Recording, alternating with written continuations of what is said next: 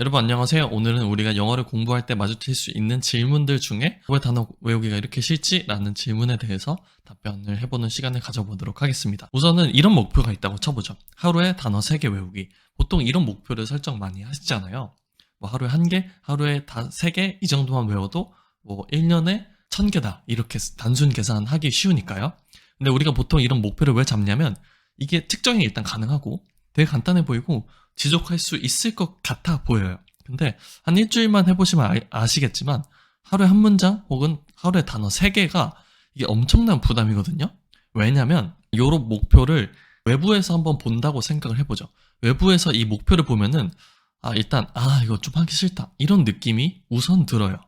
왜냐면 이 단어 3개라는 거에는 어떤 거가 포함이 되어 있냐면 오늘은 어떤 단어 외워야 되지? 이거를 매일매일 정해야 돼요. 그 다음에 어제 외운 거, 엊그제 외운 거는 그거 내가 외운 게 맞나? 라고 계속 걱정을 하거나 상기를 해야 되고 오늘 외울 3개의 단어를 고를 때 이건 내가 이미 알고 있다고 해야 되나 모르고 있다고 해야 되나 3개에 넣어야 되나 안 넣어야 되나 이런 고민을 하기 시작하죠. 그 다음에 그런 고민을 하기 시작하면은 이거 말고 딴 거 해볼까? 이 단어가 나중에 스피킹 혹은 리딩 할 때 도움이 될까? 이런 것들이 떠오르다 보니까 정작 단어 3개를 고르기도 전에 이미 우리의 결정이 힘들어지죠.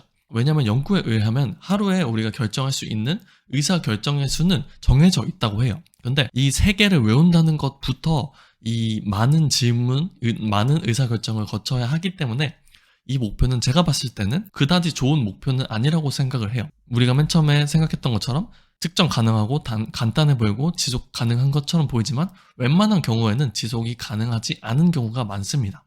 그럼 저는 어떻게 해야 된다고 생각을 하냐면 이 하루에 단어 3개 외우기라는 그 원 안에 벤 다이어그램 안에 내가 좋아하는 그 콘텐츠, 내가 좋아하는 영어 콘텐츠가 있으면 된다고 생각을 해요. 그러면은 이 목표를 내가 다음날 일주일 뒤에 봤을 때 어떤 느낌이 드냐면 되게 재밌겠다 이런 생각이 들거든요. 일단 이렇게 공부하는 게 왜 좋냐면 일단 지속 가능하고요. 그다음에 계속 노출이 되기 마련이에요. 다만 맨 처음에 그런 채널을 찾는 거는 우리가 노력을 해야겠죠. 단순히 넷플릭스를 보는 것만이 아니라 듀얼 자막을 켜놓고 그 자막을 읽으면서 들어본다든지 혹은 그게 좀 난이도가 높다 그러면은 유튜브에 가서 조금 더 쉬운 난이도 내가 그 자막을 보고 읽는 그 속도가 70% 이상 이해가 되는 그런 콘텐츠를 찾아 나가면 되거든요. 맨 처음부터 뭐 뉴스를 들을 필요는 없으니까요. 그리고 좋아한다는 그 콘텐츠를 보는 것 자체가 예를 들어 저는 조던 피터슨이라는 교수를 되게 좋아하거든요. 그러면 그 교수의 콘텐츠를 자연스럽게 따라가게 돼 있어요. 여러분도 여러분이 생활하다가 좋아하는 콘텐츠 만드는 사람을 만나게 될 거예요. 교수든 뭐 방송인이든 연예인이든 그 사람의 흔적을 따라가면 됩니다. 그러다 보면은 내가 영어를 공부해야지 로 접근을 하는 게 아니라 이 사람의 말이 궁금하다. 이 사람은 어떤 생각을 하고 있는지 궁금하다. 라고 접근을 하기 때문에 나중에 이 사람이 무슨 말을 하는지 우리가 모르는 단어를 마주칠 때면 어떤 생각이 드냐면 이 사람의 말을 이해하고 싶은데 어떻게 해야 될까? 이 단어는 무슨 뜻일까? 이렇게 생각을 하게 돼서 지속 가능한 공부가 됩니다. 그러면은 제가 생각했을 때 이런 공부들의 원칙에 뭐가 있냐면 일단 첫 번째 전부 이해하려고 애쓰진 않는 거예요. 노력은 해야 되거든요. 근데 우리가 처음부터 100% 이해할 수는 없어요. 처음부터 100% 이해하려고 무지 노력을 하다 보면 애쓰다 보면은 다음 주에는 보기 싫어져요. 일단 첫 번째 느껴야 하는 거는 이거를 우선 무조건 이해해야 한다 라는 거라기보다는 이 사람의 생각이 궁금하다, 이 사람의 말이 궁금하다, 이 사람의 억양이 궁금하다, 이 사람의 경험이 궁금하다 이런 거가 있어야 되거든요. 그래서 첫 번째 전부 이해하려고 애쓰지 않는 것이 중요하고요. 두 번째는 그래도 70% 이상은 이해해야 돼요. 무슨 말이냐면 적어도 제가 생각했을 때는 이 재미를 유지하기 위해서는 그 사람의 말 60% 혹은 70% 이상은 이해해야 된다고 생각을 하거든요. 그래서 여러분에게 맞는 난이도의 콘텐츠를 찾는 그 초반 작업이 조금 걸릴 수는 있지만 찾고 나면은 그냥 그 콘텐츠를 즐기시다 보면 자연스럽게 언어에 대한 노출이 되면서 이 단어는 이런 뜻이구나. 이 단어는 문장 안에서 이렇게 쓰이는구나. 라고 천천히 입력이 되기 시작하겠죠. 인풋이 자연스럽게 늘어나는 거예요. 이 인풋의 양을 단어 3개 공부해야지 라고 그냥 어떤 거를 공부하면서 이 단어 3개를 정하면서 단어장에 쓰면서 공부하는 것보다 인풋의 총체적인 양은 이렇게 내가 좋아하는 콘텐츠를 통해서 공부하는 것이 인풋이 훨씬 많거든요.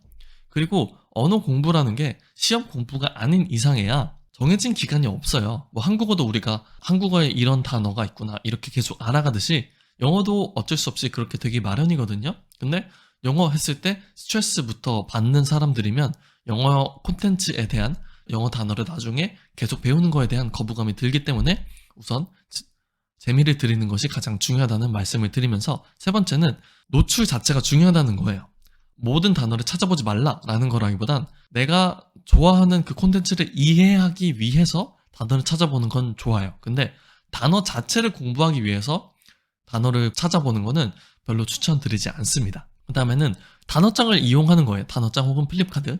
단어장 혹은 플립카드를 관리하다 보면은 내가 몰랐던 단어에 대해서 간이 시험을 볼 수 있거든요. 근데 이게 몰랐다, 큰일 났다 이런 게 아니라 맞아 이거는 이 뜻이었지, 몰라도 이렇게 생각할 수 있을 정도로 가볍게 노출을 첫 번째로 항상 생각해 주시면 됩니다. 그다음에 마지막으로 이게 꼭 매일 해야 하는 건 아니에요.